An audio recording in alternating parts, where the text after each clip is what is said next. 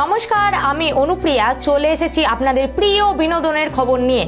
আজকে আমি তারই কথা বলবো। এখন ছোট বড় সবার মুখে তার নাম, আমাদের সকলের সবার প্রিয় এলভিস যাদব।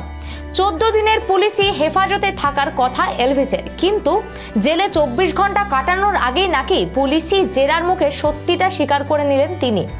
কি এমন হয়েছিল?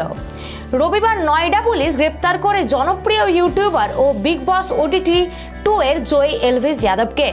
গত বছর নভেম্বর মাসে সাপের বিষ ব্যবহার ও পাচারের অপরাধে 6 জনের বিরুদ্ধে অভিযোগ দায়ের করে তদন্তে নামে পুলিশ। তার মধ্যে এলভিসের নামও ছিল। এই ঘটনার তদন্তে নামে নয়ডা পুলিশ। রবিবার সাপের বিষ নিয়ে পার্টি করার অপরাধে গ্রেপ্তার হন এলভিস। 14 দিনের পুলিশি হেফাজতে থাকার কথা তার, কিন্তু 24 ঘন্টা কাটানোর আগে তিনি পুলিশের জেরার মুখে সত্যিটা কবুল করলেন। জেনে নেব সত্যিটা আসলে কি।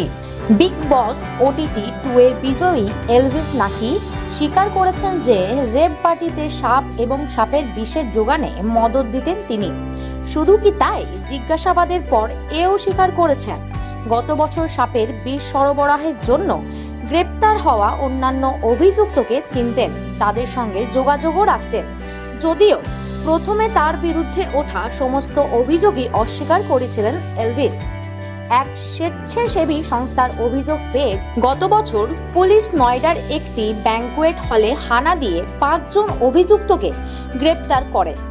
তাদের কাছ থেকে 5টি কেউটে সহ মোট 9টি সাপ ও 20 মিলিলিটার সাপের বিষ উদ্ধার হয়। উদ্ধার হওয়া বেশ কিছু সাপের বিষ গ্রন্থি ও দাঁত ছিল না। যদিও পুলিশ জানিয়েছিল সেখানে তখন এলভিস উপস্থিত ছিলেন না, কিন্তু সাপের বিষ আদান প্রদান নিয়ে তার সঙ্গে অন্যদের যে যোগাযোগ ছিল তদন্তে নেমে তা জানতে পারে পুলিশ।